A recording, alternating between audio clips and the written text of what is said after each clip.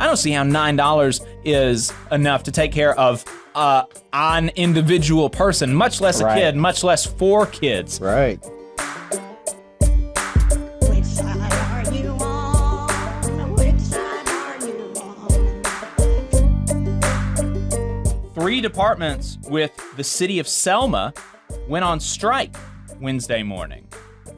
3 departments with the city of Selma went on strike Wednesday morning, those being the cemetery, public works, and recreation departments. The cemetery department ended their strike on Thursday morning, but as far as I can tell, the other 2 are still on strike as of this morning, Saturday morning. So here's what did they go on strike for, these people working for the city in Selma, Alabama? From the Selma Times-Journal, the City of Selma Public Works Department went on strike Wednesday because of a lack of pay raise to $12 an hour. Amazing. A minimum wage of $12 an hour with a higher minimum wage of $16 an hour for heavy-duty equipment operators. That's the things that working people have to fight for is really just disgusting. The Selma Times-Journal quoted a city councilman irate at the idea that the workers were not happy with the proposed raise of $11 to $11 an hour. Wow. They're asking for 12, we'll give you 11 and you should be happy about it. They're currently working for $9. $9 an hour. That's insane. The Selma Sun quotes a worker talking about the wages she receives now. Quote, $9 an hour. That's not enough to take care of 4 kids in the current economy that we have. I don't see how $9 is enough to take care of an individual person, much less a kid, much less 4 kids. Right. $9 an hour. That's not enough to take care of 4 kids in the current economy that we have, Landfill Secretary LaShawn Edwards told Alabama News Network. This is just really, really a really astounding story coming out of Selma last week. We tried to solicit, see if anybody on Twitter that follows us knew any of these people. We couldn't get any contacts, but if you know these folks, would love to talk to them about what they're going through, see how we can support them. But man, it's amazing what they're having to fight for, but also the response. I told you about the city council person, but also listen to this. The Selma Times-Journal asked a local boss, okay, who cares what he thinks, right? I don't care. But the Selma Times-Journal asked the local boss what he thought about these workers who are making $9 an hour, asking for more. Quote, Snow's cleaning service owner, a cleaning service, wonder what he pays his workers. LaMarcus A. Snow encourages the city council to stand its ground. Selma City Council doesn't need to be bullied by this gesture. Wow. Jeez, man. So the workers who are striking to go from $9 an hour to $12 an hour. They're bullying the politicians. They're bullying the public officials. They're canceling them. I mean, that's just crazy. It's crazy that these people are willing to say these things out loud in the press. Yeah, I'm curious why they felt the need to interview this guy. Like, breaking news, a capitalist likes to make money. Right. That's just... This just in, bosses don't like it when workers strike. It's bizarre. It is a bizarre thing. So, there's difficulty in keeping track of stuff like this.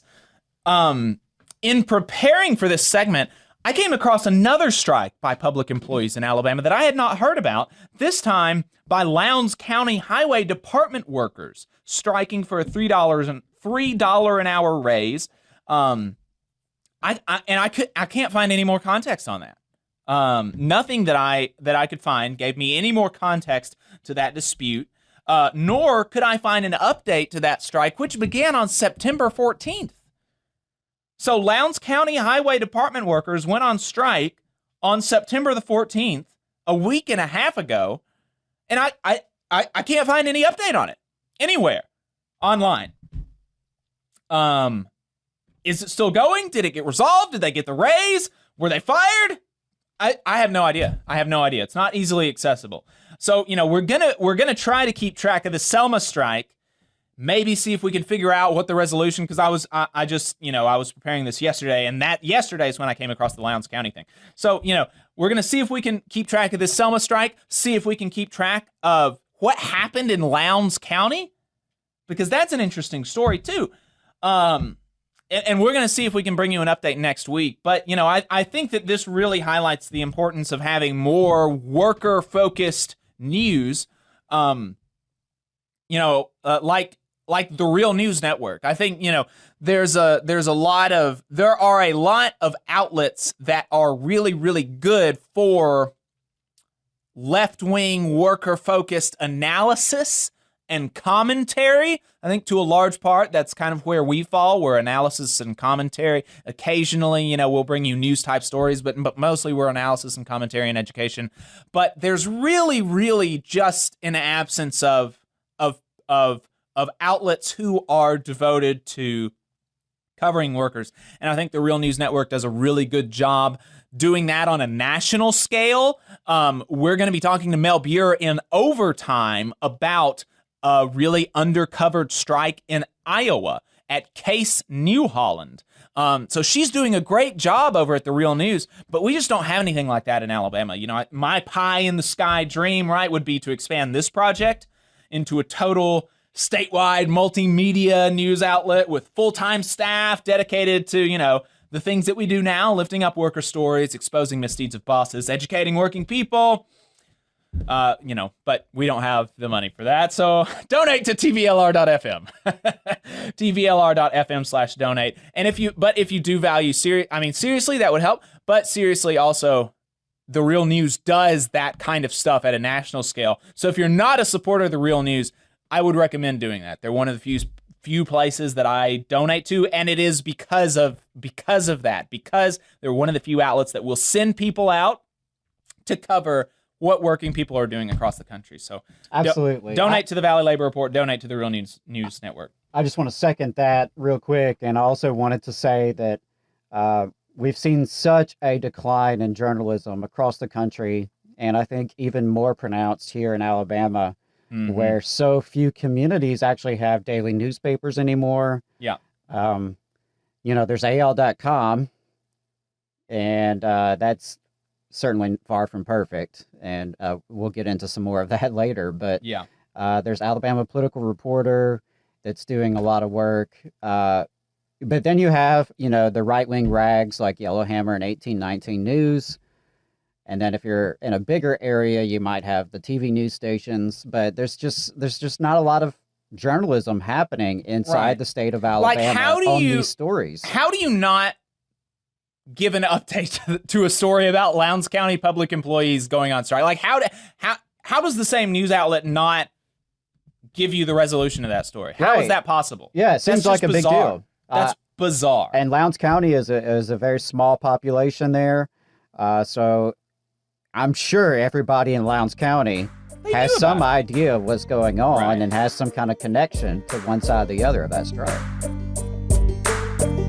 You just saw a clip from the Valley Labor Report. We are live every Saturday morning from 9:30 a.m. till 12:30 p.m. And we pride ourselves on keeping all of our content free to everybody so that we can talk to as many working folks as possible. If you support the work that we're doing, you think that it's important, you think that it's good, then consider making a monthly contribution to the project, and you can do that on our website, tvlr.fm.